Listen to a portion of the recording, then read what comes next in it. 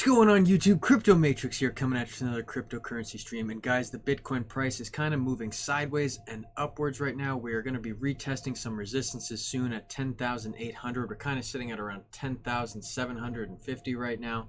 Does that mean that some bullish times are right around the corner, or are some bearish times right around the corner, guys? There's definitely something coming in the next 10 days, and I wanted to talk about that, and also the bullish aspects for long-term sentiment for Bitcoin. How high will it actually go? And guys, if that sounds good to you, be sure to subscribe and like, and I'm going to dive right into the price action.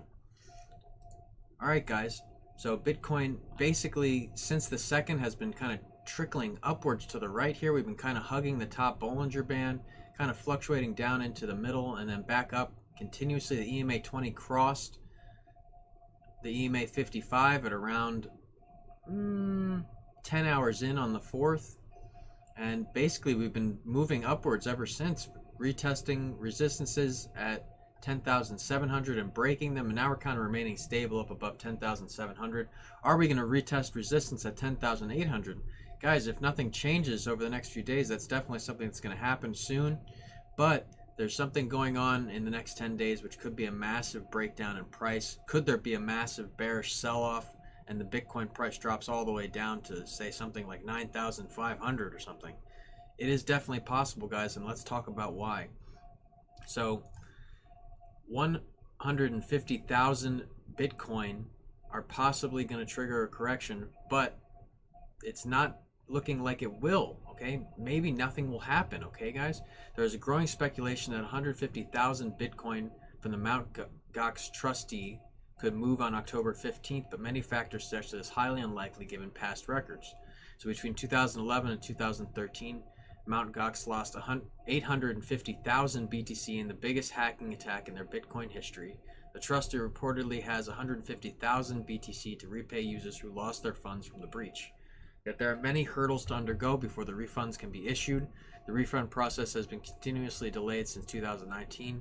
And refunds won't likely happen anytime soon. And here's a copy of that right here, guys. This is the English translation for reference purpose only. So this came out on June 30th, 2020, and is scheduled to go down October 15th, 2020, guys. So basically this means 150,000 Bitcoin is going to be given back to the people. Does that mean that they're going to move it to exchanges and sell it off? Or are they just going to hold on to it and wait for higher times? There's no guarantee it could be sold, guys, but it's definitely something that, you know, we should be talking about.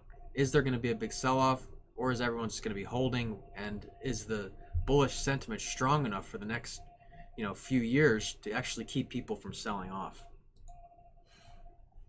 So there are two key reasons why a trustee would not move Bitcoin in the near term. So first, the extensions pertains to submitting the rehabilitation plan, not refunding the BTC. Simply put, October 15 deadline is for the trustee to put forward a plan, not to refund investors, so there might not be a refund at all yet. Second, the trustee has continuously requested extensions throughout the past year. An identical statement was put out on March 2020 and in April 2019, and deadline extensions were granted. So they're pushing it off, and it seems like something like this, if even they get their BTC back, it might not be something that would be moved to exchanges. It might just be held. It might be just put into Bitcoin wallets and saved for the future.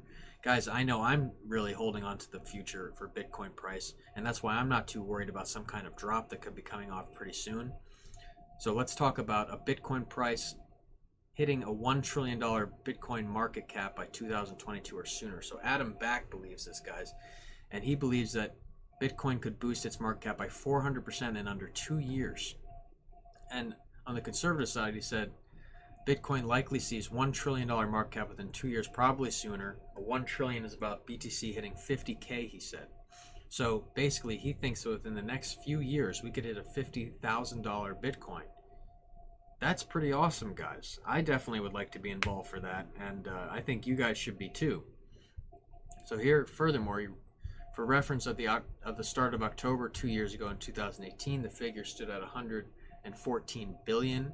And traded at 6,600 2 months before the pit of its bear market, which bottomed out at 3,100. So analysts are betting on a breakout, okay?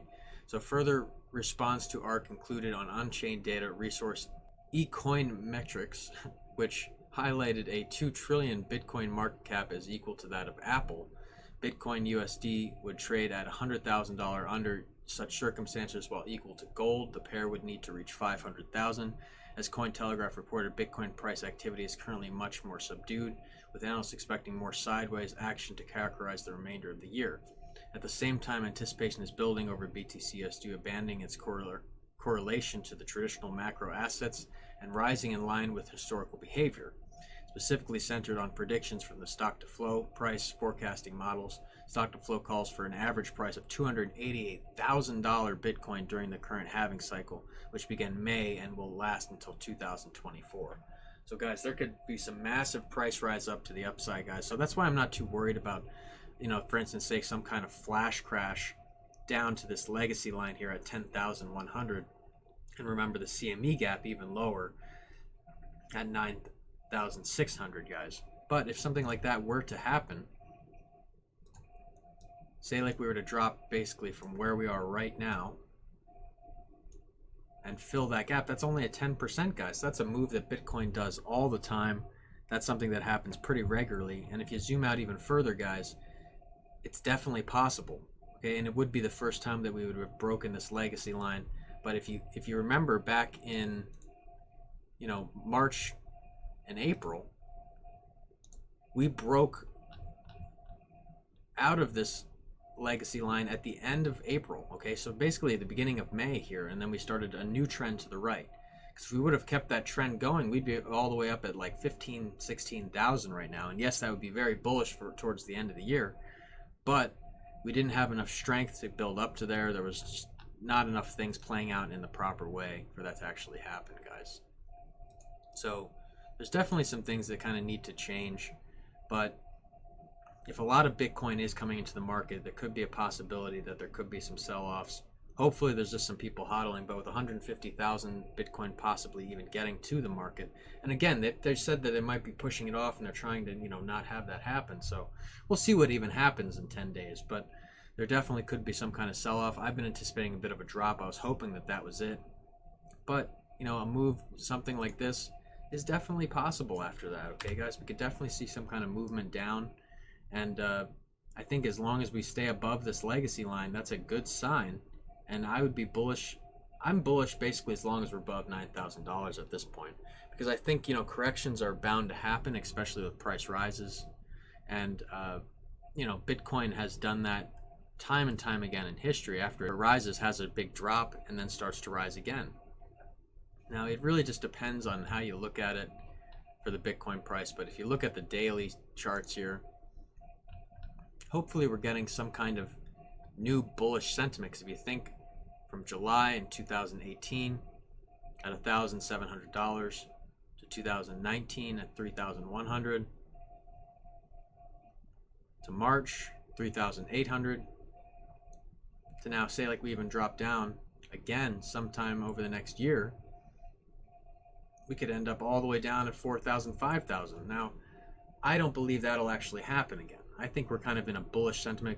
Hence, we're putting in like a long line, which is steadily moving upwards, just very slowly. Okay, guys? But, there's still a lot of fear in the market. There's a lot of stress going on in the world. So there definitely could be some, a little bit more pinch to the downside, guys. So just get your buy orders ready for that kind of thing. Bitcoin's definitely the safe play for the future, and you got to just imagine if it performs like it has in the past at all and follows the stock to flow ratio, it will pay off for you guys massively. Okay, and that's something that we can all, I think, count on. I think that's definitely going to happen. And guys, I wanted to go over a few other coins. I wanted to go over Chainlink. Okay, we're going to go to the hourly time frame, and basically, as you can see right here, we're still kind of teetering between that support and resistance. We didn't quite get up to $10 again, but we're still moving to the right here. The EMA 20 is above the EMA 55. We're in the top of the Bollinger Band, and it looks like a doji, so a little bit of indecision right now. Probably going to break down a little bit, retest the middle Bollinger Band. But again, guys, remember we were just up at 20 cents, so we had a big 50 to 60% sell-off, all the way down to $7.43. So there's definitely a little bit of is this the bottom kind of going on with Chainlink now, or is there more downtime coming? Well, I think it could technically go all the way down. Well, that's the thing. It technically went down to as far as I thought it would go down, which is around $7, and is now hopefully starting to rebound. So hopefully this will start to work its way back up, and we could eventually, in like say, if we moved it all the way over to here, and got all the way out here somewhere, you know, maybe mid next year we could see it break past $20 again and get some new all-time highs going for Chainlink. That would be really good. I think another coin that's going to perform just like that would be BAT as well. So we had a big run up all the way up to 43 cents, big sell off all the way down to 22 cents. So I think it could go all the way down basically to 17 cents. Basically would be the low. I think it's as low as it could go before we start to see a rebound. And basically that's just because that's where we started to see a little bit more chop and a little bit more volatility coming into the market in the green right there. And then we had a massive wick down, but right here we saw a lot of support and resistance. So there could definitely be some hints there that that could be the low for the short term in November, December. So over the next few months we could see some more downtime. And guys, if Bitcoin doesn't get some rise to the upside, these altcoins are not going to get big pumps. It's just not going to happen without capitulation. So, and guys, don't forget about Electroneum moving to the side right now. If you got in, say, down at 0.0046 back on the 23rd or 24th, or even the 22nd or 21st, you're sitting at a 21% profit right now, guys. Let me know if you caught that, because I literally said right here that we were going to break out of it to the right, and then we broke out to the upside, broke above resistance, turned into support, and now we're bouncing around and moved up. So guys, if you rode that call, you're sitting at a 21% gain right now, and that's a very good gain for Electroneum, just sitting in the short term. But where do I think is going to actually go in the short term from here? Well, if it continues this bullish sentiment here, we could end up in the green box, hopefully by the end of the week. That would be a really good sign. But if there is some kind of more flash crash with Bitcoin, or say like the Mt. Gov thing actually plays out and they actually get their coin and send it to the exchanges and sell it all off at once, yeah, we could see a big crash, guys. Or just because Bitcoin's flooding the market. Think of it like the printing, you know, it's just something coming back to the people, which when the people have their hands on things, they usually tend to do all kinds of irrational things. I know I wouldn't be selling my Bitcoin right now, that's for sure. I'm definitely holding on. And not for dear life either. I just know better. I really believe in the higher times, and I'm not going to be fooled otherwise. And you shouldn't be either, that's for sure. And guys, that's all I have time for today. Thank you for tuning in to my channel. I'm getting subscribers every single day and just having a great time. If you're not subscribed yet, do consider it. In fact, smash that subscribe button, smash that like button. Show your support, show that you're enjoying the page and enjoying the calls that are made. I know I'm having a great time and I'm making good money. I hope you guys are too. And if you're looking for the additive touch, I do lessons for $100 an hour. Be sure to inbox me at bitcoindeathstar@gmail.com.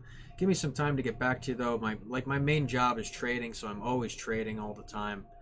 And you know, YouTube is something I do for fun, and I do to, you know, really just record the process. And moreover, it's just a way to, you know, really get your name out there, and it's like a good word of mouth reference. But I'm just having a great time with you guys. So show your support, put a subscribe down, put a like down, put a comment. Let me know what you think of the channel and how much you like it. And guys, that's all I have time for today. Be sure to subscribe and like. I'm Crypto Matrix. I'll catch you guys later.